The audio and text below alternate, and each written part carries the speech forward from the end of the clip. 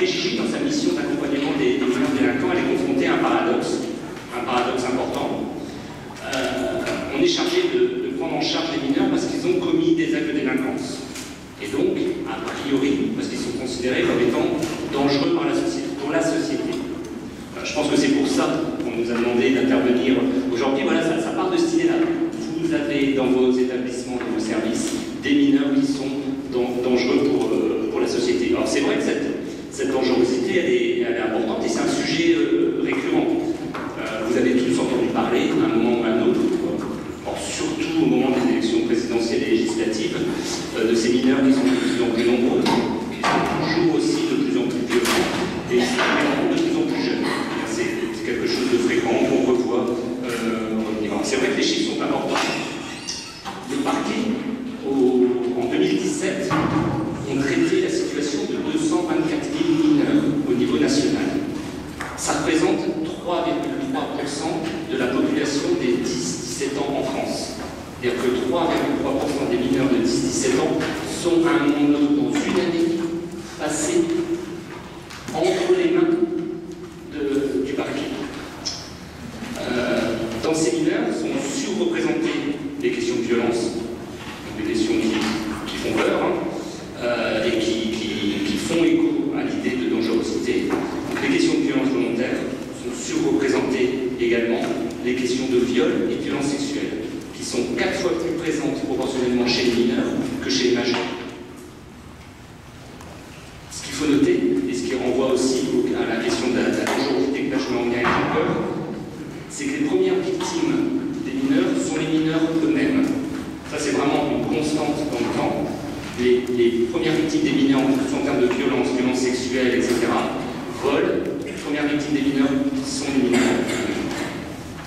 Parmi ces 220 000, 50 000 ne seront pas poursuivis, parce que le parquet considère qu'il n'a pas assez d'éléments matériels, etc. 50 000 ne sont pas poursuivis. 100 000 font l'objet d'alternatives aux poursuites, qui réussissent ou qui ne réussissent pas. L'alternative aux poursuites, la plus habituelle, ça va être une mesure de réparation. Si la mesure de réparation est exécutée, le mineur n'est pas poursuivi. Et 70 000 seront poursuivis. Pour vous donner un ordre d'idée de l'activité de la PJJ au niveau national, à un temps T, le 1er janvier 2018, la PJJ a accompagné 38 000 mineurs, dont 2200 étaient placés et 783 étaient incarcérés. Voilà, ça c'est le tableau de notre activité. Et ce qu'il faut surtout retenir dans ces chiffres, je ne refais pas un historique, on a 10-15 minutes de présentation, c'est que ces chiffres sont très stables. Voilà. Si on prend sur les 40 dernières années, on a des petites variations. On a des fois des violences qui vont augmenter, les atteintes aux biens qui vont baisser, etc. Mais les chiffres sont très stables.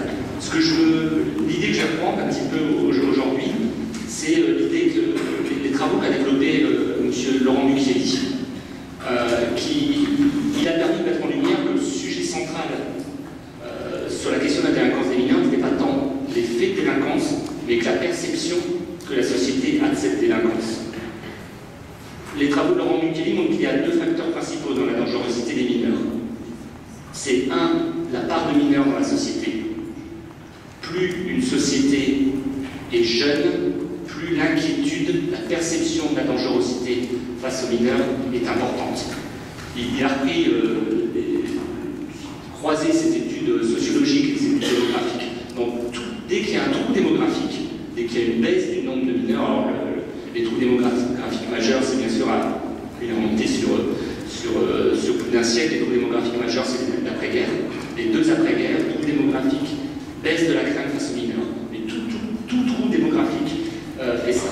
Et le deuxième facteur particulièrement important dans la perception qu'on peut avoir de la dangerosité de la délinquance mineure, c'est le contexte socio-économique. En période de crise, la crainte face aux mineurs augmente. Alors, je me souviens de ces interventions où il disait qu'en période de crise, on a peur pour ses enfants et on a peur des enfants des autres. Voilà, donc c'est vraiment la question de la dangerosité ressort à ce moment-là. Je commence mon propos en disant que la dangerosité est importante, et en même temps, vous avez dit avant, il y a un paradoxe, c'est c'est que à la protection judiciaire de la jeunesse, dans l'administration, la notion de dangerosité et de danger est quasiment absente. C'est vraiment pas une notion qui est centrale. Je prendrai qu'un seul exemple, l'exposé des motifs de l'ordonnance de 45. L'ordonnance de 45, c'est l'ordonnance qui régit encore aujourd'hui et pour quelques mois la justice des mineurs. Mais l'exposé, on peut le reprendre parce qu'a priori, le Code de justice pénale des mineurs va refaire référence à l'exposé des motifs de l'ordonnance de 45 pour démontrer qu'on s'inscrit dans la même continuité. Donc, dans l'exposé de l'ordonnance de 45 et dans son texte, on ne retrouve aucune notion sur le danger ou la dangerosité que les mineurs peuvent faire porter à la société. Rien sur la place de la victime ou la protection de la société. La phrase la plus connue marque bien l'esprit de la justice pénale des mineurs, c'est « La France n'est pas assez riche d'enfants pour qu'elle ait le droit de négliger tout ce qui peut en faire des êtres sains ». Et le texte de continuer, le gouvernement de la République entend protéger efficacement les mineurs, et plus particulièrement les mineurs délinquants. On voit bien là que la question du danger potentiel que représente dans l'esprit de la société le mineur délinquant n'est pas repris par les textes, et ça marque profondément notre administration. L'idée centrale, c'est que le mineur n'est pas dangereux, et que le danger est dans la situation dans laquelle il se trouve. Ça a des répercussions dans l'ensemble de l'institution. J'ai suivi à quelques années d'intervalle la formation d'éducateur et la formation de directeur. Ça veut dire que j'ai passé près de 4 ans sur les écoles de l'École nationale de la PJJ. Je n'ai pas eu une seule intervention sur les notions de criminologie. J'ai eu des cours de droit, de sociaux, de psycho, de management après, mais rien qui aborde les questions de criminologie et de potentiel dangerosité. Ça s'explique, hein. La PJJ a mis plus d'1 siècle à se défaire de son histoire qui était, avant 1945, marquée par son attachement à l'administration pénitentiaire. On était marqué par toute cette historique autour des institutions de relégation, des bagnes d'enfants, etc. Quand en 1945, l'administration pénitentiaire et la PJJ se sont séparées, la PJJ a vraiment fait un grand écart, et depuis ce temps-là, reste à l'écart de toutes ces notions de prévention de la récidive et de criminologie. Alors que les SPIC, j'ai 2 collègues du SPIC qui interviendront demain matin, si je ne dis pas de bêtises, ont eux développé tout un corpus théorique autour de la notion de prévention et d'évaluation du risque de la récidive. La PJJ n'a que très peu investi ce champ. Cependant, on commence à voir, parce que la réalité sociale rattrape l'institution, on commence à voir au quotidien quelques petits éléments qui font que la notion de dangerosité commence à rentrer dans notre institution. Les éducateurs sont de plus en plus en demande d'avoir des formations, de monter en compétence sur les questions de gestion de la violence, gestion des incidents, prévention des situations de violence, analyse des situations de conflit. On voit vraiment que c'est quelque chose qui est en train de monter tout doucement. Et puis après, on a 2 points particuliers. La notion de dangerosité, elle rentre pas de manière massive, mais par des petits points. On parlait ce matin du FIGES. Le FIGES, les mineurs, sous certaines conditions, et des contraintes un peu supérieures aux majeurs, les mineurs peuvent être inscrits au FIGES. Je veux dire que moi j'étais à l'époque éducateur, quand on nous a dit ça, on a dit c'est pas possible. Un mineur ne sera pas inscrit au FIGES. Un mineur, c'est un être éducable. On était vraiment dans cette culture-là. Je crois qu'aujourd'hui, je suis un peu plus loin du terrain, mais que l'inscription d'un mineur au FIGES ne fait plus débat au niveau de la protection judiciaire de l'Est. Madame Genevois me renforce. Je pense pas dans mon sens. Voilà, on a vraiment eu un changement, un autre changement qui est important et qui voit que la notion de dangerosité rentre tout doucement dans le champ éducatif. C'est l'exemple de la radicalisation. La PJJ, on était très exposés aux problématiques de radicalisation. C'est pas pour rien, hein, les premiers profils des mineurs, des majeurs qui sont passés à l'acte, il y a eu très peu de mineurs, hein, des majeurs qui sont passés à l'acte sur des infractions terroristes, étaient quasi tous issus de la protection de l'enfance ou de la protection judiciaire de la jeunesse. Et pour quasi tous, les études qu'on a fait, c'est que personne n'avait rien vu venir au moment de leur prise en charge.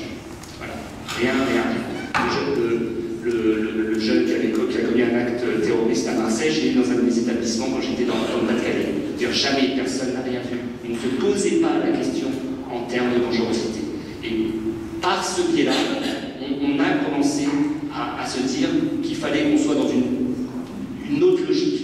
On pouvait aussi, même si on est dans une institution de droit, on est dans une institution qui croit à l'éducabilité, travailler sur la question des parcours, de comment on peut projeter le parcours d'un jeune, pas seulement de chez nous, mais regarder un peu devant, de travailler sur les faisceaux d'indices, de repérer des dangerosités potentielles.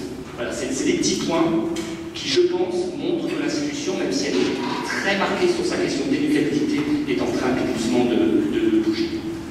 Alors, le deuxième champ sur lequel je voulais aborder la notion de dangerosité est celui que l'enfant ou l'adolescent, quel danger l'enfant ou l'adolescent peut subir de la part de son environnement. Je ne reviens pas comme ce matin, ce n'est pas les mineurs en danger, c'est bien les mineurs délinquants qui subiraient de la part de leur environnement une situation de danger qui les met en acte, en situation de passer à l'acte. Là aussi, la situation est complexe. En effet, dans le même temps, la PJJ et la protection de l'enfance a clarifié la notion de danger. On l'a vu ce matin, ça a été repris aussi bien par les collègues du conseil départemental, l'ensemble des tables rondes. On a maintenant une définition claire et cohérente, je crois, du danger et du risque de danger. Cependant, dans le même temps, alors qu'on a ce regard qui porte sur les besoins de l'enfant, quelle est la situation de danger que les parents peuvent lui faire apporter, on a eu en même temps un renforcement de l'implication des parents dans la prise en charge éducative. On repère mieux le danger et en même temps on demande aux parents d'être acteurs de la prise en charge éducative. Depuis la loi du 2 janvier 2002, l'avis et les attentes des parents sont obligatoirement recueillis avant la mise en œuvre de tout accompagnement éducatif. Ça, je peux vous dire que ça a été aussi une révolution au niveau des institutions sociales et éducatives. C'est-à-dire que vous avez un mineur qui arrive dans un établissement, quel que soit cet établissement, un CEF, un CER, un établissement de placement plus traditionnel. Historiquement, on se disait que ce mineur, il arrive là parce que les parents ont fauté. C'était cette façon de penser qui marquait un peu les établissements. On se disait que les parents se sont plantés, ont fauté, ou au moins n'ont pas su le prendre en charge. Ce sont les parents qui ont créé les conditions du danger, qui fait que le mineur est passé à l'acte. On va faire à sa place. On était dans une logique de déconstruction-reconstruction. Voilà. C'est vraiment des choses qu'on entendait de manière un peu théorisée. On va déconstruire son fonctionnement et on va le reconstruire à notre image. Ça existait jusqu'aux années, vraiment c'était très, très marqué jusqu'au milieu des années 90. Depuis la loi du 2 janvier 2002, on est passé à une autre logique. On est passé à une logique qui est, quelle que soit la situation que les parents ont pu faire vivre à leur enfant, ils doivent être acteurs de la prise en charge éducative de leur enfant. Donc ils sont acteurs à tout moment. Un jeune arrive avec ses parents, on leur demande qu'est-ce que vous attendez de la prise en charge. Un jeune est mis sous contrôle judiciaire, on dit aux parents comment vous voyez la prise en charge, qu'est-ce que vous attendez de nous. Alors on est vraiment passé de parents potentiellement dangereux à parents acteurs. Donc pour résumer, on est passé de la confrontation avec les parents, première phase d'éloignement, ça on est vraiment dans les années 50-60. Je vous dis que dans les années 50-60, on avait des jeunes qui étaient placés dans des institutions à 12-13 ans et qui restaient là jusque 18 ans. Voilà, on était sur des durées de placement extrêmement longues où personne ne reprenait le dossier, personne ne se disait pourquoi il est là, comment il est là. On était vraiment sur cette logique d'éloignement dans un premier temps. Après, on est passé à une logique de cohabitation où les parents ont été acceptés dans la prise en charge avec des droits de visite et d'hébergement qui ont été possibles, du travail auprès de la famille. Ensuite, on est passé à une phase de collaboration à partir de 2002 où on co-construit avec les familles et on arrive même maintenant à une phase de coaction. Pour vous expliquer à quel point cette notion de danger que peut représenter la famille est en train d'être décalée. Aujourd'hui, un jeune peut très bien être placé par un juge des enfants auprès d'une institution en vue qu'il soit le... On parle de placement à domicile. Il est placé dans une institution, l'institution le confiant à ses parents de manière permanente. Alors on a vraiment eu un changement sur cette notion. Donc les parents sont de moins en moins vus comme dangereux pour leurs enfants mais comme des sujets en difficulté que l'on peut remobiliser pour les aider à retrouver une place de référent parental. Avant de laisser la parole à mon collègue, pour résumer mon propos, je voudrais juste reprendre la dangerosité est omniprésente à la protection judiciaire de la jeunesse. C'est vraiment quelque chose qui est là, je crois. C'est que moi, ça m'a aidé, hein, je veux dire, votre commande, parce que je me suis dit, je me dis discrétion, quand Mme Pomard nous a sollicité, je me suis dit oui. Après, j'ai regardé et je me suis dit non.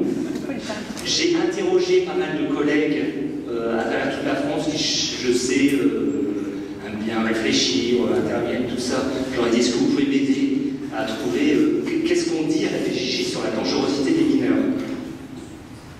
J'ai eu beaucoup de non-réponses. Et après, j'ai des réponses farfelues qui n'avaient rien à voir pour vous dire à quel point on n'a rien, on n'a pas de corpus théorique. Mais cette dangerosité, elle est là quand même. Elle est là dans les pratiques décisionnelles, elle est là dans les têtes, elle est là dans l'évolution. Voilà, la dangerosité, elle est omniprésente, mais elle n'est que très rarement utilisée comme un outil ou comme un concept.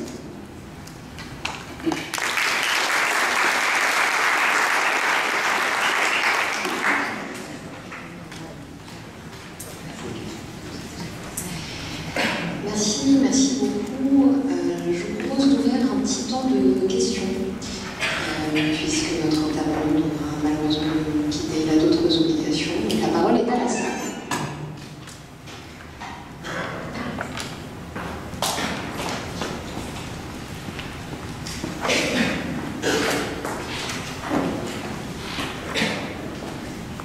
Bonjour, merci beaucoup. Si j'ai compris votre propos, vous avez dit que la dangerosité est en fait un concept assez implicite qui irrigue la plupart de nos activités. Je ne pas. Oui, implicite, et en même temps, je pense qu'il y a un implicite, mais il y a plus qu'un implicite, il y a aussi une idéologie qui est de le mettre à distance. Voilà, de se dire qu'on peut, de se dire comment on pourrait éduquer des mineurs délinquants en se disant qu'ils sont dangereux. Ça, c'est par rapport à notre mission. Et après, ça l'implicite dans notre quotidien. Et là, c'est ma question, du coup. Est-ce que vous pensez qu'il y aurait un avantage dans la votre mission de se débarrasser de l'implicite, finalement, d'utiliser la dangerosité comme un concept que vous mobilisez de manière explicite dans vos missions? Est-ce qu'il y aurait un intérêt à le faire? Ou est-ce qu'en l'état actuel, ça va continuer un peu selon la tendance que vous avez décrite? Oui, je crois qu'il y aura un intérêt à le faire parce qu'on est une administration éminemment sous le regard du politique. Et on est une administration qui a énormément de mal à mesurer ce qu'elle fait, à mesurer les effets de notre action. Et en travaillant, le politique, qu'est-ce qu'il attend? Le politique, il n'attend pas que le jeune soit bien dans son environnement familial, etc. Ce qu'il attend, son premier regard, c'est que le gamin ne récidive pas. Et nous, on est sur un champ vraiment éducatif, et c'est ça qui fait avancer. Hein. C'est le travail autour de l'insertion, le travail autour des relations familiales, la santé. Ça fait 10 ans qu'on met vraiment le focus sur la santé, on commence à voir les résultats. Mais si on acceptait d'aller un peu plus sur le champ de la prévention de la récidive, comme le font les CIP, hein, eux ils sont vraiment clairement maintenant là-dessus, avec des référentiels théoriques sur le champ de la récidive, on pourrait au moins aller travailler, démontrer l'efficacité de ce qu'on fait. Il y aurait déjà cet avantage-là, je pense. Mais on en est culturellement très loin. Et on n'est pas prêt de le faire avec la réforme le Code de justice pénale des mineurs. On va déjà devoir digérer ça, à mon avis, pendant 2-3 ans avant de pouvoir passer à autre chose.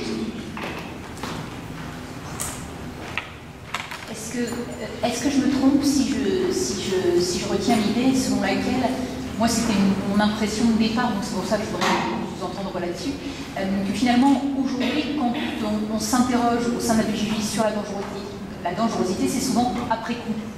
Notamment vous parliez de la question de la radicalisation, des gens qu'on n'a pas vu venir ou pas vu évoluer. Donc finalement aujourd'hui c'est un concept sur lequel on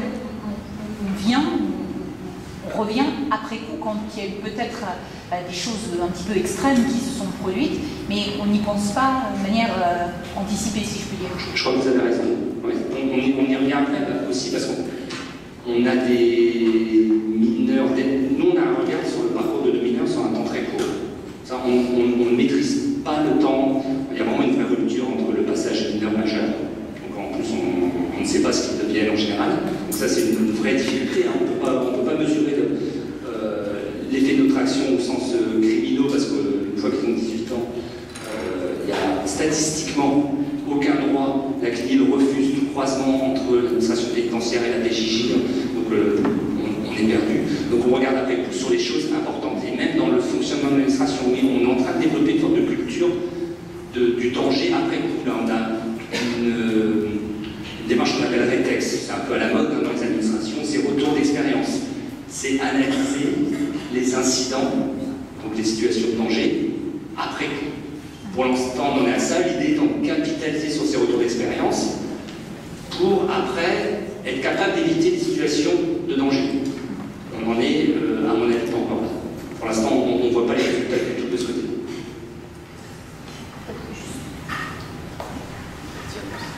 Juste pour compléter mon propos, je me disais ce matin, à l'issue des deux tables rondes, que finalement, quand on a pensé à la question de la dangerosité, on disait finalement la dangerosité, ça anticipe sur l'incident, l'infraction, etc.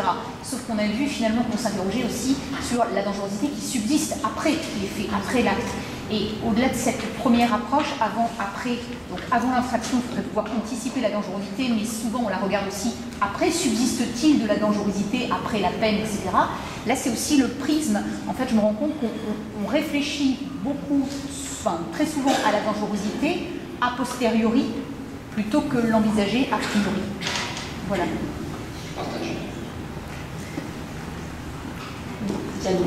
Merci beaucoup, c'était vraiment très intéressant ce retour, notamment sur la naissance de la PJJ en rupture avec toute l'idéologie de la Troisième République, du jeune délinquant et cette idée d'accent mis sur l'éducation. Je m'interrogeais en vous écoutant, finalement, vous liez l'émergence de la notion de dangerosité à la radicalisation et au risque terroriste. On en avait déjà, comme me semble-t-il, un certain nombre de prodromes dans l'image du jeune délinquant, du sauvageon. Je pense notamment au septennat Nicolas Sarkozy, septennat, c'est apparu. Qui avait mis l'accent sur les mineurs délinquants et la nécessité de protéger la société contre leurs actes. Donc pour vous, c'est vraiment cette idée de dangerosité, elle est vraiment liée à la radicalisation et elle n'a pas un spectre plus large. Le mouvement qu'on voit depuis les années 90, ça avait commencé un petit peu avant le quinquennat Sarkozy, hein, tout le renforcement de l'arsenal avec des nouveaux dispositifs. Et dans notre administration, ça n'avait pas irrigué du tout. Oui, l'administration, c'était. Et c'est pas. On peut le regarder, il y a peut-être deux angles. Un angle peut-être défensif, on ne peut pas changer, on a notre identité. Et puis un angle aussi des pratiques professionnelles qui faisaient que ça marchait pas. Voilà, donc, il y avait un frein très fort. Même si les structures se sont créées, il y avait un frein très fort. Et ce que vous avez dit, c'est que ce frein semble se desserrer justement dans le contexte sécuritaire terroriste. Autour de problématiques très repérées. Ouais. Et sur ce point, donc, vous avez dit que désormais une logique différente pouvait être décelée autour du repérage, de la radicalisation. Et ma question, qui est à peu près celle que j'ai posée tout à l'heure à Mme Bénan à l'Éducation nationale, c'est de savoir est-ce que vous avez une grille qui s'appuie sur des critères précis, identifiés, pour repérer des signes de radicalisation, ou est-ce que c'est encore très pragmatique et du personnel? On n'a pas une grille, mais ça c'est quand même professionnalisé. On a dans chaque direction territoriale un référent radicalisation qui lui-même est repéré et a été formé de manière spécifique sur ces questions-là. Après, c'est pas. Je veux dire, c'est un premier angle. Les professionnels de la PJJ n'ont pas une grille où ils se disent ils cochent tous les soirs en se demandant quel gamin ce qui arrive en radicalisation. Mais d'accepter à la PJJ qui est. Nous, on a une éducatrice qui est quasiment exclusivement là-dessus sur l'ensemble du territoire, prévenir les phénomènes de radicalisation les repérer, les travailler avec la préfecture, avec les services de renseignement. C'est une révolution parce qu'on peut traiter en gros sur des questions de radicalisation des mineurs qui nous sont envoyés pour des faits de vol. Et au sens juridique, c'est quand même une révolution pour nous. Normalement, sur les faits de vol, déjà travailler sur l'acte, c'est pas trop notre culture. Mais en plus, on va travailler sur des actes, des risques d'actes terroristes, alors que le gamin, il nous arrive pour des faits de vol. Donc c'est là où il y a un vrai changement et l'entrée d'une dimension d'ordre public. Je pense que les actes terroristes de ces dernières années ont vraiment changé les choses. On n'est pas encore professionnalisé au sens. Pareil, il faudra peut-être demander plutôt à mes collègues du SPIC. Je crois qu'en définition, ils ont des grilles, ils ont des surveillants dédiés là-dessus, formés dans toutes les maisons d'arrêt. Et eux, je pense, utilisent des grilles plus précises que nous. Et c'est pareil, c'est leur culture d'être sur une évaluation plus chiffrée, plus précise.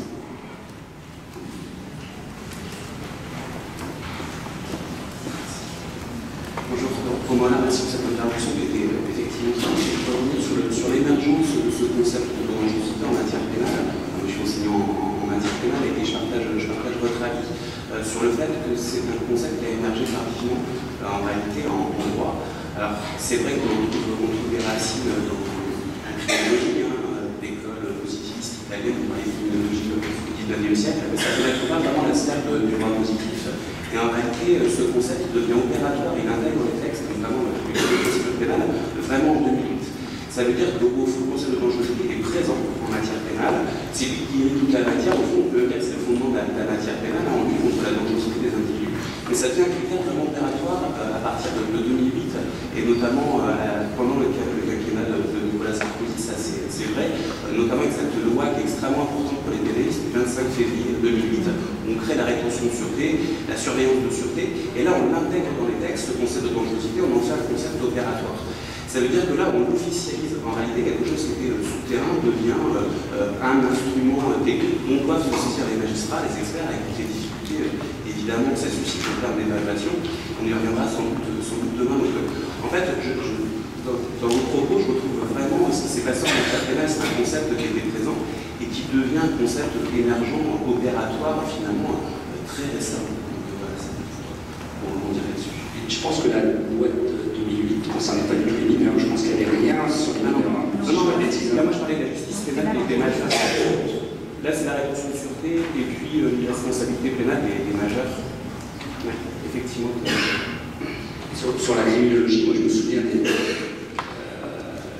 mes premiers cours, quand on arrive à l'école d'éducateur à la PJJ, on vous apprend, on vous montre les slides de Lombroso et en vous disant, voilà, allez, on balaye tout ça, en montrant le ridicule de la chose, et puis on balaye tout ça, et on va sur de la psycho, de la socio et de la philo. La vraie criminologie actuelle. Lombroso, ça c'est. On s'arrête à Lombroso. C'est le point du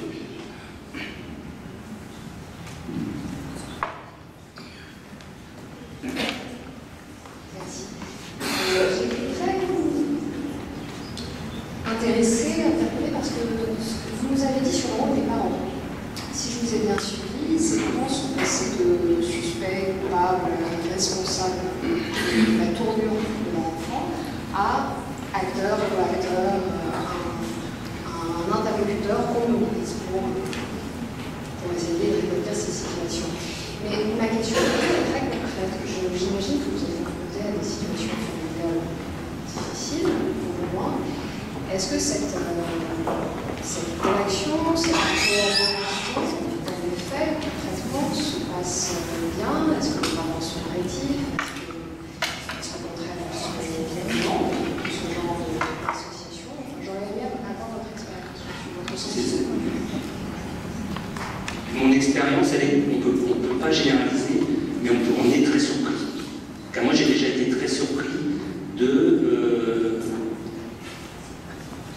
je refais une petite marche en arrière. C'est la loi de 2002 qui a dirigé ça dans toute la protection de l'enfance, dont la PJJ. La PJJ, le décret qui a été pris pour la PJJ est sorti qu'en 2007. Pendant 5 ans, on a cru qu'on n'était pas concerné par ce texte-là.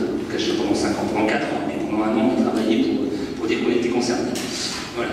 Mais une fois qu'on l'a fait, après maintenant ça fait 10 ans, que tout doucement, la notion de travail, de collaboration avec les parents avance. Et moi, je trouve qu'on peut être vraiment surpris quand à des parents, non pas qu'est-ce que vous pensez de votre fils qui commet tel ou tel acte de délinquance, mais de dire tout bêtement, votre fils il est placé, il va être chez nous là pour l'instant pendant 6 mois. Vous, qu'est-ce que vous en attendez? Vous, qu'est-ce que vous voulez? En dehors du pourquoi il est arrivé, qu'est-ce que vous voulez qu'on travaille ensemble? Qu'est-ce que vous êtes prêts à faire? Qu'est-ce que vous voulez que nous on fasse? Qu'est-ce que vous n'arrivez pas à faire? Je trouve qu'on peut, très majoritairement, on arrive à travailler avec les parents. Après, on a quelques parents qu'on ne voit pas, qui ne viennent pas. Mais on a quand même des moyens. Je veux dire, on a des moyens humains importants. Un foyer, un établissement de placement à la PJJ avec 12 mineurs qui sont placés, c'est entre 14 et 16 éducateurs. Donc on a des moyens d'aller travailler ça avec eux, de les ramener vers nous et de leur dire, voilà, là on va se servir du temps de la séparation pour travailler avec vous. On va, en milieu ouvert, pareil, on va se servir de votre fils. Il a aujourd'hui une contrainte, le magistrat lui met une contrainte sur la tête, c'est pas vous qui êtes mis en examen, c'est pas vous qui enquêtez en liberté sur les délits judiciaires, c'est pas vous qui êtes sous contrôle judiciaire. Mais vous êtes ses parents, qu'est-ce que vous attendez de la prise en charge? Ça fonctionne.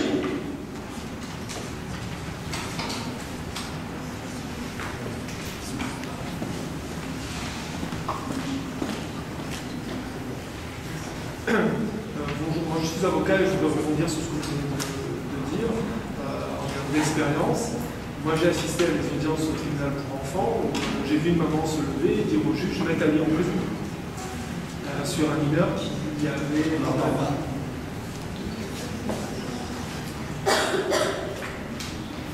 Vous m'entendez?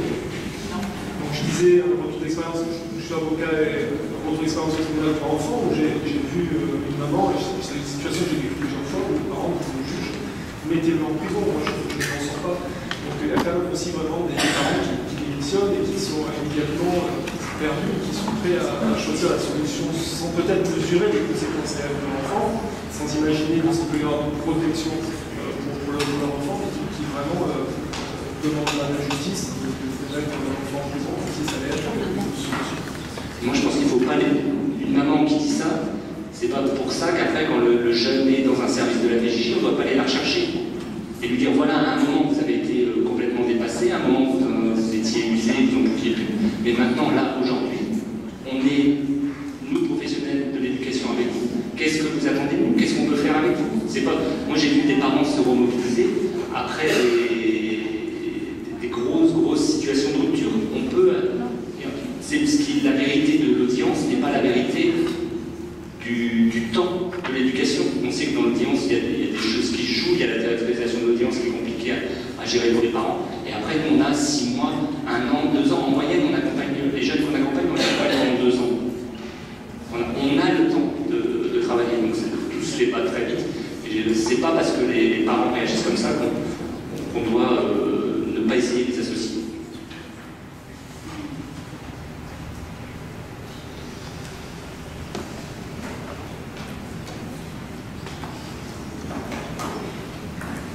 Bien, je reprends la parole juste une seconde pour remercier Monsieur l'officier de son intervention très instructive et céder immédiatement la parole à mon voisin.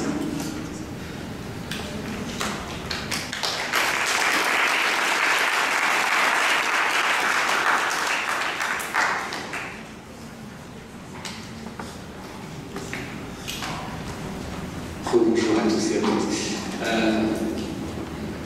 C'est vrai qu'on s'est tous retrouvés dans la même situation quand on a eu la commande. Ça nous a pas mal interpellés. On s'est concerté nous tardivement et c'est vrai que ce concept de dangerosité, si on le prend au sens littéral dans l'éducation nationale, ça conditionne énormément de choses chez nous, indirectement, même si c'est un concept qu'on n'évoque pas directement, mais derrière ça sous-tend effectivement de nombreuses politiques qui sont menées dans notre administration. Alors, ce concept de dangerosité, ne vous inquiétez pas, je me doutais qu'il allait y avoir beaucoup de définitions données ce matin, donc on va passer assez vite, mais Naturellement, ce que j'ai fait quand la commande est tombée, je me suis dit, je vais aller voir dans Google, ce que tout le monde fait en premier. Non, enfin, on va leur faire de publicité intempestive, mais bon. Et je me suis amusé à regarder les suggestions algorithmiques de Google pour dangerosité. Qu'est-ce que le grand public, quelles sont les questions que se pose le grand public sur la dangerosité? Parce que finalement, ça me laisse un petit peu sans voix comme ça dans les 30 premières secondes. Donc, je suis tombé sur la dangerosité des pays. Bon, finalement, ça touche l'éducation nationale quand même, hein, l'histoire géo, l'histoire contemporaine. Enfin bon, ça fait partie de nos sujets. Après, la dangerosité des drogues. On en a parlé ce matin, largement. Ça fait partie de nos missions, j'en reparlerai un petit peu. C'est légitime, ça fait partie des angoisses de pas mal de jeunes. Bon, dangerosité du vin de Longrive. A priori, ouais, moi aussi, j'ai réfléchi pour savoir ce que c'était le vin de Longrive. Ça nous concerne très indirectement, mais ça nous concerne parce que vous savez que régulièrement, quand il y a des accidents graves dans l'éducation nationale, on parle de l'introduction d'armes. Il y a un an de ça, tout le plan prévention violence qui est tombé cette année dans l'éducation nationale a été pris suite à un incident qui a marqué l'ensemble du pays. Incident dans lequel on voyait une enseignante se faire braquer par une arme factice par un de ses élèves. Ça avait secoué énormément le milieu éducatif. Donc finalement, oui, bien sûr, la dangerosité des armes, c'est un sujet pour nous qui nous interpelle sur ces questions de dangerosité. La dangerosité des vaccins, on en a parlé ce matin largement. C'est aussi un sujet d'éducation nationale parce qu'on est, ce que disait le docteur Le Breton, on est sur une étude actuellement sur la vaccination des jeunes filles et c'est pas si simple que ça concernant le HPV, les virus papillomaires. Dangerosité de la chicha. Ouais, c'est un sujet qui nous touche aussi, parce que la chicha, c'est un vrai problème. Et vous avez vu qu'il y a un certain nombre de décès liés à des produits utilisés dans les chichas qui génèrent des drames humains. Dangerosité du vapotage, on revient sur la même chose. Dangerosité du Béraud. Bon là, je sais un peu plus sur le côté de l'SVT, mais il n'y avait rien sur le Béraud. Mais ceci dit, si vous ramenez au requin, ce qu'on disait ce matin, ça nous interpelle, et pas qu'un peu. Quand on a une crise requin, l'éducation nationale est concernée aussi. Quand il y a eu une crise requin, on a eu, je crois que c'était il y a 1 ou 2 ans, on a eu des jeunes dans l'Ouest qui ont quitté spontanément les établissements scolaires pour défiler, pour montrer leur mécontentement, avec des problèmes de dangerosité, parce qu'ils étaient en train de descendre sur des axes routiers très fréquentés et qu'on s'inquiétait quand même beaucoup sur le risque d'accident sur un chemin. Dangerosité de l'amiante. Eh oui, on est concerné. Régulièrement, on est interpellé. Est-ce qu'il y a des traces d'amiante dans les établissements scolaires? Et s'il y en a, c'est compliqué. C'est compliqué. Donc finalement, l'éducation nationale regroupe beaucoup d'angoisses qui sont exprimées de manière plus large. Bon, je trouvais ça amusant parce que finalement, ça en dit plus que ça veut bien y paraître. Bon, je ne vais pas revenir sur les définitions Larousse, un caractère dangereux de quelque chose, de quelqu'un, sur la dangerosité, probabilité de passage à l'acte délictueux ou criminel. On a l'angle un petit peu plus marqué qui a été développé PJJ, mais on est aussi obligé quand même de réfléchir sur le premier axe, et c'est la raison un petit peu de mon intervention, pour essayer de trouver un angle d'attaque un peu différent, un peu original. C'est les dernières définitions, après j'arrête. Donc un danger est une cause possible de dommage à une personne, un peuple, un bien, à l'environnement. La probabilité de survenue de ce dommage et le risque associé à ce danger. Le danger menace ou compromet la sûreté. En l'absence de danger, on se sent en sécurité. Tous les mots ont leur importance, parce que pour nous, la sécurité, la sûreté, c'est des préoccupations au quotidien. La dangerosité, beaucoup moins. Mais vous avez bien vu que finalement, les deux notions sont extrêmement liées. Alors, avec cette graduation ensuite qui est faite régulièrement lors des interventions, le concept de dangerosité est parfois utilisé à la place de celui de danger pour exprimer un danger potentiellement réalisable. Avec ce qui a été dit tout à l'heure, l'introduction du concept de dangerosité dans le code pénal à partir de la loi du 25 février 2008, un concept de dangerosité qui au départ était développé en milieu psychiatrique, ce qu'ont développé les médecins ce matin. Bon, voilà, j'arrête avec les définitions, principe de précaution, puisque ça a été dit également, c'est-à-dire que là on est encore plus dans la... C'est-à-dire ce qui est dit dans le principe de précaution, qui était d'abord dans le domaine du développement durable et qui maintenant est dans tous les discours relatifs au risque, c'est qu'on limite les risques encore hypothétiques ou potentiels, encore hypothétiques, c'est-à-dire que dans le doute, même si on ne sait pas, on préfère s'abstenir de mettre en danger, ce qui va très loin, parce qu'effectivement, ça interpelle beaucoup sur ce qu'on peut faire ou ce qu'on ne peut pas faire. Alors, dangerosité et responsabilité, parce que c'est quand même un axe important. C'est-à-dire que pour nous, dans l'éducation nationale, quand une famille confie ses enfants à l'institution, ce qu'elle attend en premier, c'est qu'ils soient en sécurité. C'est tout à fait légitime. Avant tout résultat de réussite personnelle et professionnelle future, c'est quand même qu'ils soient tout simplement en sécurité. Alors, si on raisonne au niveau des valeurs de la sécurité, la préservation de la sécurité de l'ordre public relève des fonctions régaliennes de l'État. Ça, on est d'accord. Et ce qu'il faut savoir, c'est que le chef d'établissement, dans le second degré, les représentants de l'État au sein de son établissement, le PLE, c'est l'établissement public local d'enseignement, et c'est lui qui prend toutes les dispositions pour assurer la sécurité des personnes et des biens, l'hygiène et la salubrité de l'établissement. Vous voyez que ça ouvre le champ des responsabilités sur des sujets qui sont beaucoup plus vastes que la question de dangerosité des personnes. Alors, comme j'ai été embêté, je me suis dit, on n'aborde pas les choses de la dangerosité. Comment est-ce que je peux montrer le travail mené dans l'éducation nationale sur ces concepts-là? Et le moyen qui est le plus sensé, c'est d'élargir la notion de danger à la notion plus large de besoins non satisfaits. C'est ce qui prévaut dans les politiques d'aide à l'enfance, etc. C'est-à-dire qu'à partir du moment où les besoins sont non satisfaits, on a des situations de danger potentiel qui peuvent se développer ultérieurement. Alors comme je savais qu'il y avait un certain nombre d'étudiants de l'IRTS, je me suis dit que bon, ça pouvait faire plaisir de revoir cette fameuse pyramide de Maslow.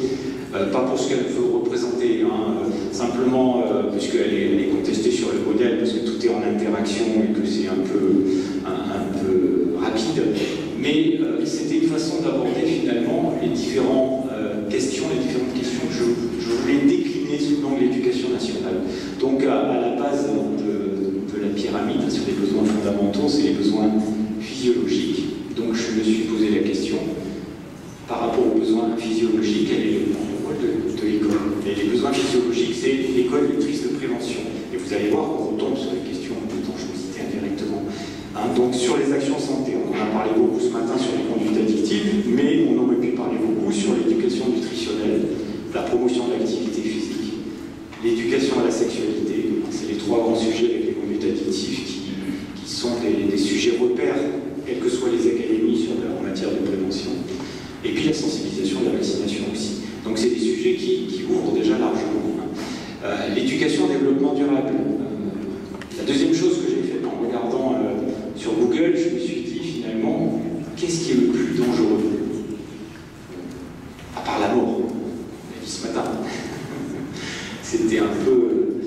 c'est imparable, parce que c'est une vérité qui nous attend tous. Mais le premier danger, c'est les dangers liés à la pollution au risque atmosphérique. Alors c'est pas moi qui le dis, hein, c'est l'agence Reuters qui avait fait des enquêtes très précises, et que le nombre de décès associés à ces conditions défavorables se situe avant le nombre de décès par conflit ou le nombre de décès par maladie. Ce qui fait qu'évidemment, tout naturellement, j'ai parlé de l'éducation au développement durable, sachant que c'est quelque chose qui est en train de monter en puissance dans l'éducation nationale de façon très rapide. dans l'éducation nationale et dans la société, bien sûr. Ensuite, bon, sur les besoins physiologiques, c'est aussi les rythmes scolaires, parce que ça fait partie aussi de nos missions, les rythmes scolaires et les rythmes de l'enfance en stage. C'est les pathologies médicales prises en charge au sein de l'éducation nationale, et c'est les élèves à besoins éducatifs particuliers, puisqu'on a dit que l'école était totalement inclusive au sens large, pas que sur la notion de handicap, sur toutes les notions. C'est-à-dire que maintenant, on a une classe d'âge scolarisée dans sa globalité, à part quelques exceptions extrêmement rares. Ensuite, dans le deuxième étage de la pyramide de Maslow, c'est l'éducation au risque. Hein, c'est le besoin de sécurité. Et pour l'école, c'est l'éducation au risque. Alors, l'éducation au risque, on a tendance à en rajouter chaque fois un peu plus. Et pourquoi on en rajoute chaque fois un peu plus? Parce que l'actualité fait que l'éducation au risque, c'est pas si ancien que ça dans l'éducation nationale. On en parlait sur l'apprentissage des gestes de premier secours. Mais avec évidemment le développement de l'auto, on a parlé de sécurité routière. Ça fait longtemps qu'on parle de sécurité routière dans l'éducation nationale, puisque l'éducation nationale a aussi mission de faire passer les attestations scolaires de sécurité routière qui sont nécessaires pour le permis de conduire et de développer vraiment toute une politique de prévention. Mais c'est aussi l'éducation au risque professionnel. Et une des seules fois où on parle de... On cite le mot dangereux dans l'éducation nationale, c'est pour parler de machines dangereuses. C'est la sécurité sur les machines dangereuses. Parce que c'est plus facile de dire qu'une machine est dangereuse concernant un individu, c'est quand même beaucoup plus compliqué. C'est l'éducation au risque naturel. L'éducation au risque naturel, c'est venu suite aux tempêtes, je crois que c'était en 99, dans le sud-ouest de la France, qui avait dévasté pratiquement tout le territoire. Et ça avait entraîné une réaction à l'échelle du pays, et en particulier sur cette éducation au risque naturel dans les établissements scolaires. L'année d'après, on a eu l'accident des élèves de Toulouse, où il y a beaucoup d'établissements scolaires qui ont été impactés. Et on a instauré dans l'éducation nationale les risques technologiques, avec l'installation de ce qu'on appelle les plans particuliers de mise en sûreté face aux risques. Donc risque naturel, risque technologique, risque sanitaire. On travaille sur le risque sanitaire en cas d'épidémie. Quand il y a eu l'épidémie de chikungunya, on était en cellule de crise en permanence dans l'éducation nationale avec le commandement opérationnel de la préfecture. Et c'est aussi, depuis peu, le risque attentat-intrusion, parce que malheureusement, il a fallu aussi qu'on s'arme de ce côté-là pour avoir des réponses adaptées, pour sécuriser les établissements scolaires. Donc, c'est quelque chose qui est évolutif et qui intervient en général suite à des événements qui se sont produits dans la société. Ensuite, on a la prévention de la violence, du harcèlement. Ce matin, il y avait une question qui tournait autour des questions du harcèlement. C'est une vraie problématique dans l'éducation nationale. Ça fait 10 ans qu'on se préoccupe de ces questions de harcèlement. Avant, on était un petit peu... C'était pas le sujet de l'éducation nationale. On avait du retard sur les pays anglo-saxons et maintenant, depuis 10 ans, on met les bouchées doubles pour rattraper le retard et on est maintenant bien installé sur ces questions de prévention du harcèlement. Ça ne veut pas dire qu'il n'y a plus de situation de harcèlement, malheureusement. Ça veut dire qu'on est beaucoup mieux armé pour les aborder et pour les traiter avec les équipes. Et puis, la deuxième chose, la deuxième expression dans laquelle on utilise les mots dangereux dans l'éducation nationale, à part les machines, c'est les jeux dangereux. On fait une prévention des risques aux jeux dangereux dans l'éducation nationale. Les jeux dangereux, c'est quoi? C'est les jeux du foulard, etc. C'est les jeux de non-oxygénation qui font qu'il y a un certain nombre de jeunes qui décèdent chaque année suite à ces jeux dangereux. C'est aussi les jeux de défis. Jeux de défis qui sont d'autant plus réactualisés à travers les réseaux sociaux. Si je peux me filmer dans la situation la plus dangereuse possible, j'ai une chance de faire le buzz, mais j'ai aussi une chance, malheureusement, de me tuer, ce qui est quand même problématique, évidemment. C'est la formation au premier secours, j'en avais parlé, c'est le règlement intérieur et la politique de sanction, la sécurité aussi dans les établissements scolaires, c'est-à-dire que par rapport à un acte posé, on va poser aussi une sanction qui peut être dans l'absolu le conseil de discipline avec exclusion ou pas définitive et rescolarisation dans un autre établissement. Chez nous, la sanction, elle est toujours à visée purement éducative, mais c'est aussi une façon de sécuriser les établissements scolaires. Et enfin, c'est l'éducation aux médias et à l'information. Ça aussi, c'est récent, et c'est suite à la montée en puissance des phénomènes de radicalisation dans la société qu'on a développé cette éducation aux médias et à l'information. L'idée étant d'arriver à prendre une distance, que les jeunes arrivent à prendre une distance par rapport à toutes ces fausses informations, ces rumeurs, ces fake news, etc. Et par rapport au processus mis en place sur les préventions de radicalisation. On a beaucoup travaillé sur ces questions-là, sur des processus d'embrigadement de façon plus large, parce qu'on ne veut pas toujours stigmatiser non plus. Donc comme il y a beaucoup de points communs sur les méthodes d'embrigadement, on travaille autour de l'éducation média et l'information. Alors, à côté de l'éducation au risque, il y a tout simplement aussi ce que on avait abordé tout à l'heure, c'est-à-dire la mission de sécurisation du chef d'établissement, enfin, le rôle du chef d'établissement dans la sécurisation de son établissement. Je ne vais pas détailler, mais sachez qu'il y a des registres obligatoires à tenir sur les établissements scolaires. ISST, c'est tout simplement pour c'est inspecteur sanitaire et social du travail, inspecteur,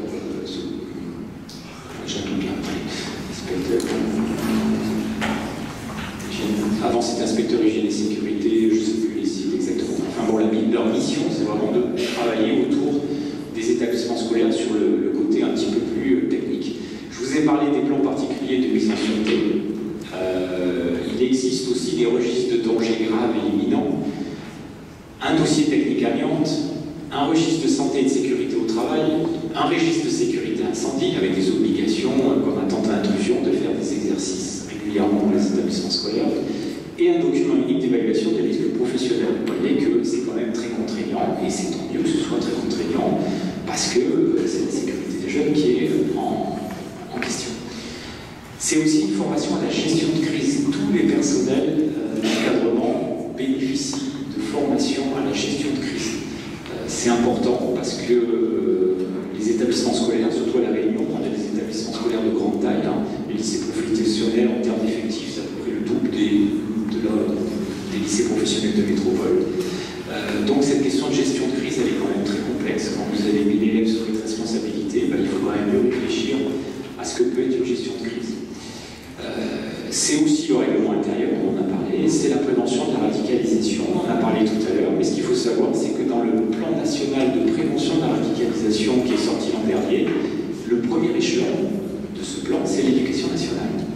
Toute la prévention primaire de la prévention de la radicalisation, tout ce qui est prévention primaire, c'est dévolu à l'éducation nationale et à l'éducation nationale seule. Et à travers quoi? À travers ce qu'on appelle les valeurs de la République, c'est-à-dire le travail sur la laïcité. Donc on a, depuis les attentats, on a renforcé extrêmement le travail mené sur les questions de laïcité, et c'est devenu totalement prioritaire dans l'éducation nationale.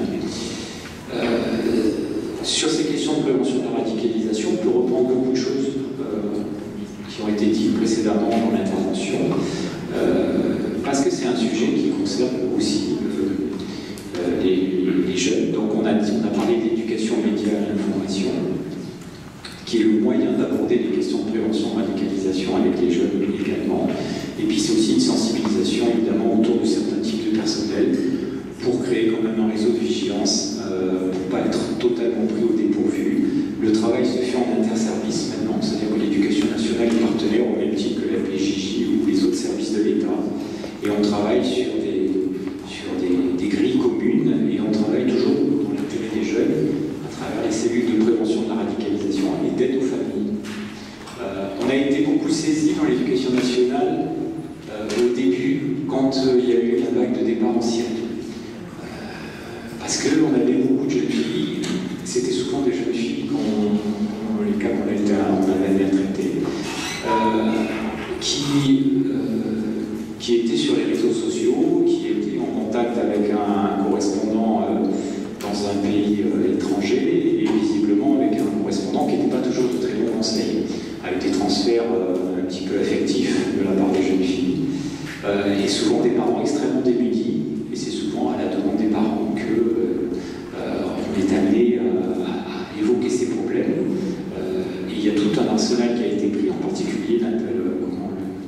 la possibilité pour un des parents de s'opposer à la sortie du territoire d'un mineur, justement pour prévenir ces départs intempestifs. Alors bon, ça s'est un peu calmé parce que la situation a évolué largement, mais disons qu'à chaque alerte sociale grave, l'éducation nationale évidemment est impactée et doit réagir, doit prendre des choses en charge sur des domaines où a priori on n'était pas spécialement, c'était pas notre domaine de prédilection, mais on s'adapte et on essaie de faire au mieux, toujours dans l'intérêt des jeunes. Et puis c'est ce qu'on a évoqué ce matin, c'est le recueil d'informations préoccupantes, bien sûr, sur la sécurité. Madame Penon en a parlé largement, donc je ne vais pas développer. Ensuite, au troisième étage de la pyramide de Maslow, c'est le besoin d'appartenance sociale. Alors bon, j'ai fait des séparations qui sont... Il y a beaucoup de regroupements, mais c'est ce que c'est, mais ça permet de ratisser large, de faire un panorama assez étendu. Il y a le service social en faveur des élèves, évidemment, l'appartenance sociale. On a des jeunes qui sont encore en difficulté sociale, sans forcément maltraitance, mais on a un rôle aussi à travers les fonds sociaux pour aider des jeunes qui sont en difficulté financière dans leur cursus. C'est la stratégie grande pauvreté à laquelle on est associé. C'est les valeurs de la République, évidemment, laïcité, égalité filles-garçons, lutte contre les discriminations, tout ça c'est des sujets prioritaires. Ça regroupe ce qui a été dit ce matin sur beaucoup de sujets, les féminicides ou autres. Le service national universel, également, qu'on va décliner très prochainement. Et puis pour terminer, quatrième étage de la pyramide, c'est le besoin d'estime. Alors pourquoi je l'ai mis? Le besoin d'estime, c'est important parce que quand on travaille avec des jeunes, on est quand même très interpellé par la souffrance psychique de certains jeunes et le nombre important de tentatives de suicide ou de suicide que l'on peut avoir chez les jeunes. Et c'est quelque chose qui est extrêmement déstabilisant et sur lequel on essaie d'agir en étant cohérent. Et on a beaucoup de choses qui sont mises en place justement pour renforcer l'estime des jeunes, la confiance en soi. Et l'axe qui est pris, en particulier sur l'axe développé sur les préventions des conduites addictives, c'est pas de dire un produit dangereux, on a bien compris que justement ça ne sert pas à grand chose, c'est de travailler sur les compétences psychosociales au niveau des jeunes. Et comment on travaille? On travaille sur les compétences psychosociales, on travaille à travers le socle commun de compétences, connaissances et culture. Pour résumer, on essaie d'arrêter avec les notations qui sont un peu arides et qui ne mènent pas à grand chose en termes d'évolution. Et on essaie de travailler par validation de compétences. Ensuite, c'est l'individualisation des parcours, c'est-à-dire que on considère que les jeunes réussiront d'autant mieux leur vie qu'ils feront quelque chose sur lesquels ils seront motivés et que ça leur permettra quand même de renforcer leur confiance, de ne pas être systématiquement dans des situations d'échec par rapport à les choix qu'eux n'ont pas fait. C'est l'installation des parcours éducatifs, parcours à venir pour l'orientation, parcours d'éducation artistique et culturelle, parcours éducatif de santé, parcours citoyen. Cette notion de parcours, c'est récent, ça a 3-4 ans dans l'éducation nationale.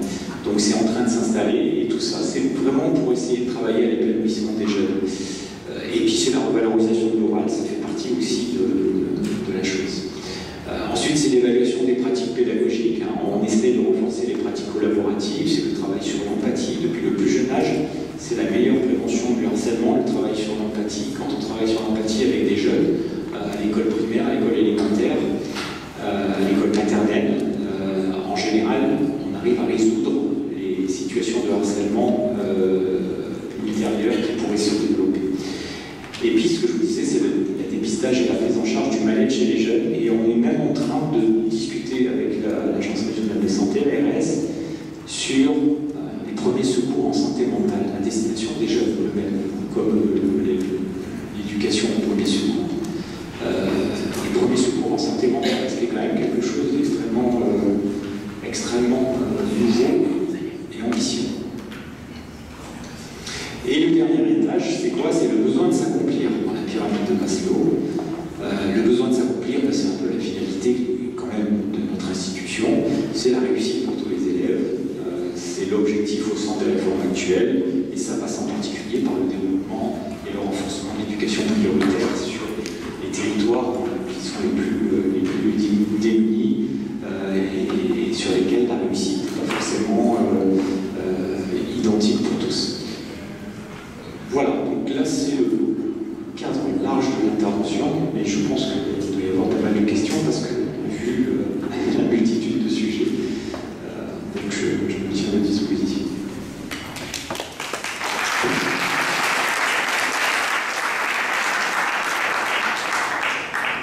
Merci beaucoup Monsieur Boulot pour cette intervention qui nous permet d'apercevoir, si ce n'est mesuré, les lourdes, très lourdes responsabilités qui pèsent sur vos épaules. Alors, privilège de la présidence, je vous donne maintenant la parole avant d'ouvrir le débat avec la salle. Je ne suis pas certaine que mes collègues Cathy Poma et François Caffarelli aient bien mesuré le danger qu'il y avait à me confier cette présidence de cette table ronde sur dangerosité et milieu éducatif. Mais l'occasion est trop belle et je ne résiste donc pas au plaisir de commencer cette intervention par une dictée. Cette dictée est extraite du Manuel général de l'instruction primaire de 1891. Ceux qui me connaissent ne seront pas surpris. Elle correspond à la semaine de cours numéro 36 et elle a été proposée par un certain monsieur Naudu, instituteur à Quimper. Cette dictée s'intitule « De l'instruction obligatoire ». Je vous la livre. Les raisons suivantes ont déterminé les législateurs français à rendre obligatoire l'instruction primaire. Premièrement, l'État a le droit de protéger les enfants contre la négligence de leurs parents. De même qu'il intervient pour leur garantir la nourriture, les soins corporels, de même, il doit agir pour assurer leur éducation morale et intellectuelle. Deuxièmement, l'État a le droit de prendre des mesures pour qu'il n'y ait pas dans la société une catégorie d'individus voués à l'ignorance et incapables de connaître tous leurs droits et leurs devoirs. Troisièmement, le suffrage universel, pour être exercé dans de bonnes conditions, suppose des connaissances auxquelles ne saurait suppléer dans la plupart des cas, on ne saurait suppléer, dans la plupart des cas, sans l'enseignement à l'école. Alors pourquoi avoir choisi cette dictée? Parce que nous y retrouvons, en quelques phrases, les trois termes de notre sujet. Le milieu éducatif, d'abord, puisqu'il est ici question de l'instruction obligatoire. La dangerosité, ensuite, puisqu'il s'agit ici pour l'État de protéger les enfants contre leurs parents. Les droits fondamentaux, enfin, puisque c'est l'école qui permet l'exercice effectif du suffrage universel et plus généralement des droits. L'hypothèse de travail que je vous soumets est donc la suivante. C'est précisément parce que l'école est le lieu de l'apprentissage des droits qu'elle est le lieu de tous les dangers. Reprenons donc chacun de ces éléments. Le milieu éducatif d'abord. Il me semble que, dans le cadre de ce colloque, parler de milieu éducatif n'a de sens qu'à propos de l'instruction obligatoire. En effet, cette première journée de réflexion est consacrée à l'individu face à la dangerosité. Or, il est facile de se soustraire au danger lorsque rien n'oblige à y faire face.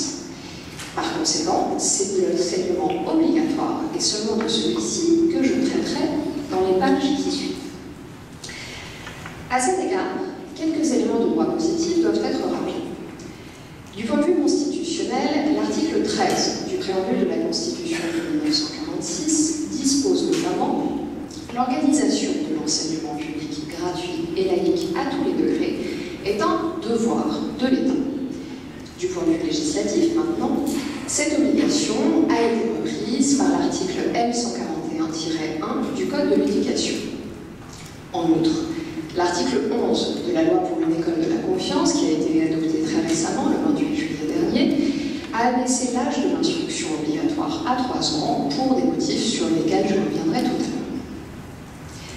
Chacun sait qu'historiquement, l'école obligatoire gratuite et laïque est une conquête de la Troisième République. Ainsi, C'est la loi du 16 juin 1881 qui instaure la gratuité de l'enseignement primaire dans les écoles publiques. La loi du 28 mars 1882 rend cet enseignement obligatoire. La loi du 30 octobre 1886, enfin, dispose, et je la cite, « Dans les écoles publiques de tout ordre, l'enseignement est exclusivement confié à un personnel laïque. » Chacun de ces textes que je viens d'évoquer a été après discuté, et c'est à dessein que je parlais à l'instant de conquête. L'enjeu, en effet, était d'enraciner la République, et l'exposé des motifs de la loi de juillet dernier sur l'école de la confiance s'en fait encore l'écho aujourd'hui, puisqu'il proclame, je cite, « À la fin du XIXe siècle, l'obligation d'instruction fut l'acte véritablement fondateur de notre République. » Le législateur de la troisième a ainsi estimé que cette fondation n'était possible qu'en arrachant les enfants au danger que représentait pour le nouveau régime la sphère familiale, pour reprendre les termes de la dernière table ronde de ce matin. Cette dangerosité, deuxième terme de notre sujet, ne peut se comprendre qu'en replaçant ces débats dans leur contexte politique. Et ce contexte, c'est celui d'une lutte extrêmement violente entre cléricaux et républicains. Pour tenter de vous en convaincre, examinons ensemble l'article 1er de la loi de 1882 qui donc rend l'école obligatoire. Il dispose, je le cite, « L'enseignement primaire comprend, premièrement, et c'est sur ce point que j'attire votre attention, l'instruction morale et civique. Deuxièmement, la lecture et l'écriture. Troisièmement, la langue et les éléments de la littérature française, la géographie, l'histoire, etc., etc. » Avant même d'apprendre à lire et à écrire, le tout premier but de l'école est donc de former des citoyens. En 1880, lors des débats parlementaires qui ont conduit à cette loi, le député Paul Joson l'affirme très nettement. Dans une démocratie, dit-il, où chaque citoyen peut influer dans une certaine mesure sur la destinée du pays, l'ignorance est un véritable danger social qui consiste à laisser participer aux affaires publiques des hommes illettrés qui peuvent facilement se laisser aveugler. Il faut donc au contraire que tous les citoyens d'une démocratie soient suffisamment éclairés pour qu'ils se rendent compte de ce qu'ils font et de ce qu'ils votent en connaissance de cause. Mais ce danger social que je viens d'évoquer n'est pas seulement politique, il est également pénal. Alors je ne reviendrai pas sur la question des mineurs délinquants que M. l'official a remarquablement exposé tout à l'heure. Je ne reviendrai pas davantage sur la responsabilité sans faute de l'État en la matière qui est fondée sur le risque, voire sur la garde. Je vous épargnerai enfin la citation habituellement attribuée à Victor Hugo, « Ouvrez une école, vous fermerez une prison », parce que je lui préfère cet extrait beaucoup plus brutal et donc beaucoup plus frappant d'un ouvrage de Eugène Spuller, ministre de l'Instruction publique au début de la troisième. Cet ouvrage s'était intitulé « L'éducation de la démocratie » et on peut y lire « Qui a le droit de pendre a le devoir d'enseigner ». C'est donc le rôle de l'école que de prévenir le danger social, qu'il soit politique ou pénal. Mais pour ce faire, il doit soustraire l'enfant au danger de la sphère familiale. En 1880, toujours, Paul Bert, l'un des fondateurs de l'école républicaine avec Jules Ferry, le déclare tout net à la Chambre.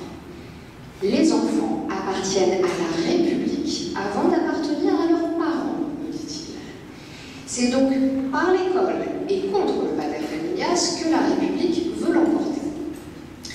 Maurice Horiou, bien connu des publicistes parmi nous, l'exprime également très bien lorsqu'il écrit à propos de ce débat parlementaire « Il faut choisir entre le droit de l'enfant et du père.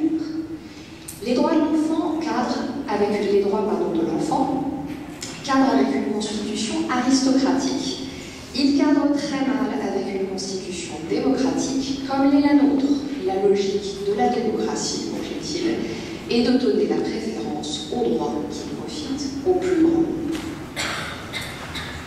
Paradoxalement, c'est d'abord au nom de ces droits du plus grand nombre, troisième et dernier terme de notre sujet, que l'enseignement des jeunes filles a été rendu obligatoire par la loi Camille C du 21 décembre 1880. Alors que les femmes sont encore à l'époque et pour longtemps exclues du droit de suffrage, le législateur de la Troisième République impose leur instruction pour au moins deux raisons, dont on va voir qu'elles sont intimement liées. Première raison, l'enseignement des jeunes filles était jusque-là un enseignement confessionnel et qui était essentiellement assuré par des religieuses. La deuxième raison, ensuite, nous est donnée par Jules Simon, également ministre de l'Instruction publique en 1870. Les filles, écrit-il, ont les mêmes droits que les garçons au bienfait et à la sollicitude de l'État, cela est évident. On va l'apprendre. Il n'est pas moins certain que l'État a le même intérêt à les bien élever, plus d'intérêt peut-être, parce qu'elles sont, quoi qu'on en fasse, les premières institutrices de leurs enfants. Éduquer les jeunes filles, c'est donc soustraire ses futures mères et leurs futures progénitures, puisqu'une femme est une mère, ça vous aurait échappé, au danger que l'Église fait courir à la République. Alors évidemment, nous ne sommes plus sous la Troisième République. Pour autant, l'école a-t-elle renoncé à prévenir le danger social en endiguant les dangers de la sphère familiale? Depuis la loi Jospin d'orientation sur l'éducation qui date de 1989, le législateur nous parle, et je le cite, de communautés éducatives qui rassemblent les élèves et tous ceux qui, dans l'établissement scolaire ou en relation avec lui, participent à l'accomplissement de ses missions.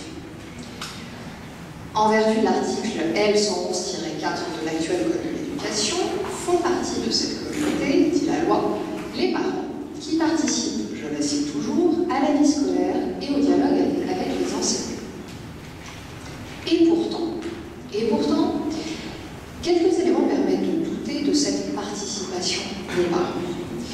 Je songe ainsi au débat récurrent sur le port du voile par les mères accompagnant des sorties scolaires. La loi de juillet 2019 sur l'école de la confiance nous en a offert une illustration toute récente. En effet, un amendement qui a été déposé au Sénat et finalement retiré proposait d'interdire le port de ce voile. Autre temps, autre mœurs, mais préoccupation constante. La religion pratiquée au sein de la famille semble perçue, à tort ou à raison, comme un danger contre lesquels l'école devrait se prémunir.